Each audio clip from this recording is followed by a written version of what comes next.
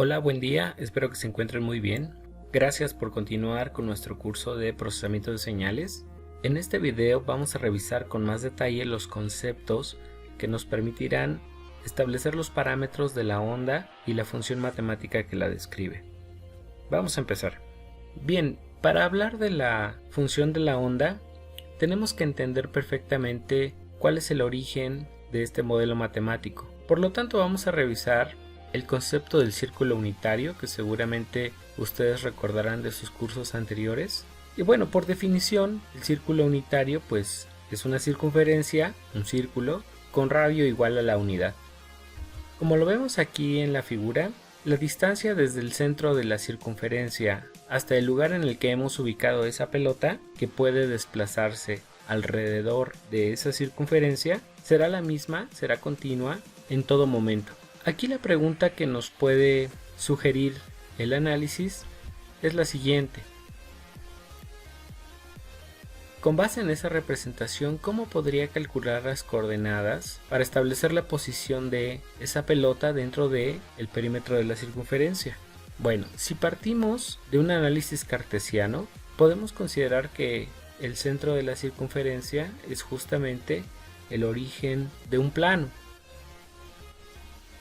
En ese punto es en donde yo establezco la posición actual de la pelotita dentro de la circunferencia que estoy analizando. Por lo tanto, las coordenadas que definen su posición van a estar dadas por la distancia que existe del origen a la proyección perpendicular de la pelota sobre el eje de las abscisas, y su coordenada y será justamente la proyección perpendicular de la pelotita sobre el eje de las ordenadas. Como nos podemos dar cuenta, entonces nosotros tenemos un triángulo rectángulo bien definido. Ese triángulo rectángulo tiene propiedades que seguramente ya hemos analizado previamente y que tiene que ver con la posición de los ángulos al interior del triángulo. En este caso tengo aquí indicado un ángulo llamado alfa, que nos define justamente el nombre de los lados del triángulo.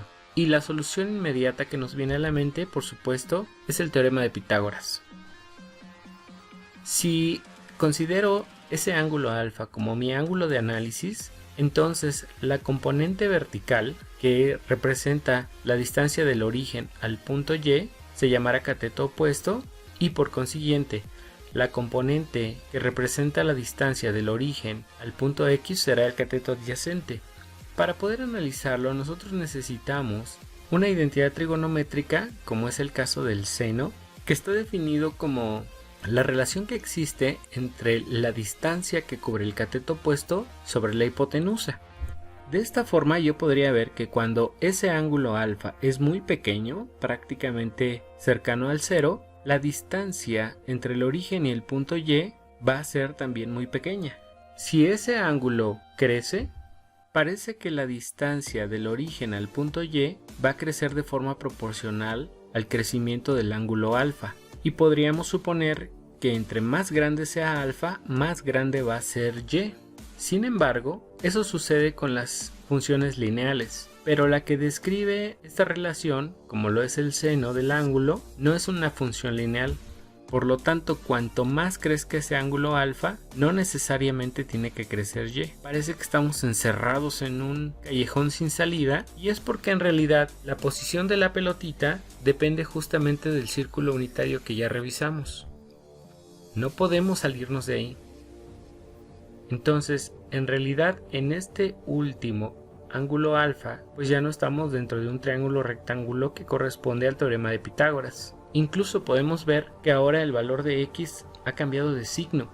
Si retomo esa relación de las magnitudes de los lados del triángulo con respecto a la función trigonométrica, me puedo dar cuenta que despejando a Y de esa ecuación, prácticamente la dejo en función del ángulo, y R solamente puede tomar como amplitud máxima el radio de la circunferencia que estoy analizando. Va a ser una constante que me va a decir el valor máximo que puede alcanzar Y.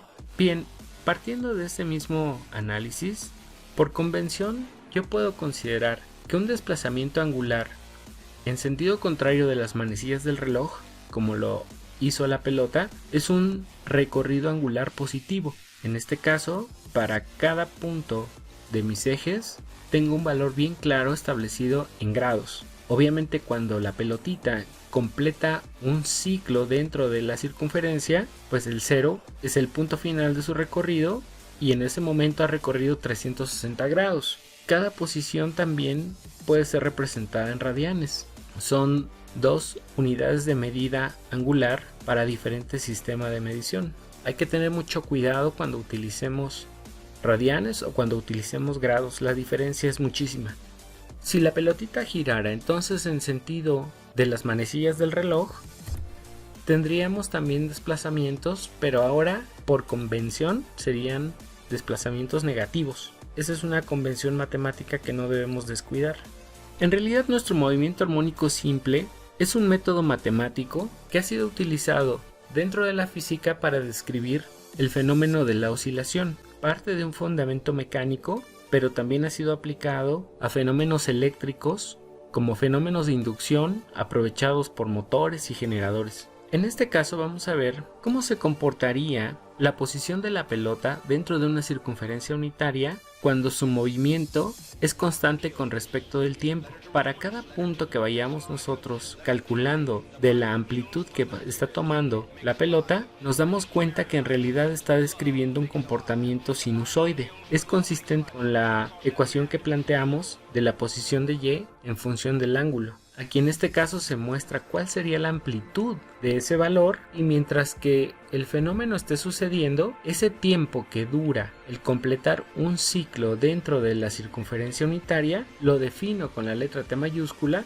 y lo denomino periodo. Es el tiempo que tarda en completar un ciclo, una vuelta dentro de la circunferencia unitaria.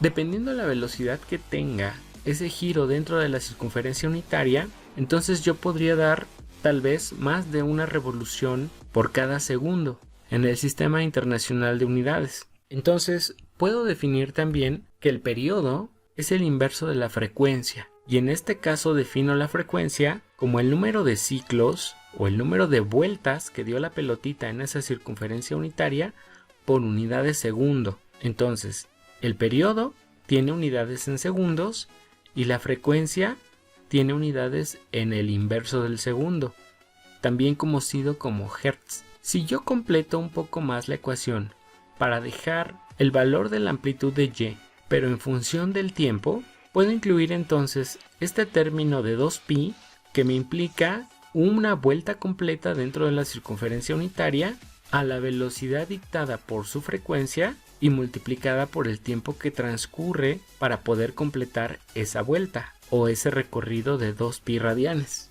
En esta gráfica se está mostrando el comportamiento que describe la amplitud del movimiento de la pelota dentro de la circunferencia unitaria graficado contra su posición en radianes. El eje horizontal nos está representando radianes, en este caso 2pi o 6.2832. En el eje vertical tengo la amplitud, que el punto máximo que va a tocar pues va a ser el 1 positivo y el menos 1, es el radio de mi circunferencia unitaria. En este punto, que es el valor máximo positivo de la forma de onda que estoy graficando, se le denomina cresta. Y al punto máximo del valor negativo de la misma onda se le conoce como valle. Entonces, el periodo es entonces el tiempo que tarda en completarse un ciclo de la onda. El periodo también lo podemos definir como el tiempo que transcurre entre dos crestas consecutivas o dos valles consecutivos. En este caso, para la gráfica de la derecha, tenemos dos ciclos completos de una función senoide. La amplitud, como ya lo sabemos, pues es la distancia máxima que va a tener la gráfica a partir del 0 hacia su punto máximo positivo, pero también hacia su punto máximo negativo. La frecuencia, como ya lo definimos, se calcula con el inverso del periodo, el inverso del tiempo que tarda en transcurrir un ciclo, y nos puede definir entonces cuántos ciclos por segundo tiene la función que estamos analizando. Este nuevo concepto se llama omega, es la letra griega minúscula y está definida como 2 por pi por f. Es conocida como la velocidad angular. Sus unidades son radianes por segundo. Es una función instantánea en el tiempo, por lo tanto es una función continua y es una ecuación determinística que define a la onda, que tiene como parámetro el valor de amplitud máximo que puede alcanzar la señal, la onda o el movimiento que estamos analizando, multiplicado por la función coseno, y dentro de su argumento del coseno establezco a omega multiplicado por cada instante de tiempo que transcurre más este término nuevo que es la letra griega phi. Y como se encuentra dentro del argumento del coseno, pues también tendrá que estar dado en grados o en radianes, dependiendo cómo lo estemos trabajando. Más adelante abordaremos a detalle qué significa y para qué nos sirve phi en la ecuación. Ya para terminar les dejo por aquí algunas preguntas guía que están precisamente relacionadas con la función que acabamos de utilizar y también la bibliografía que puede encontrar para consulta con respecto a este tema.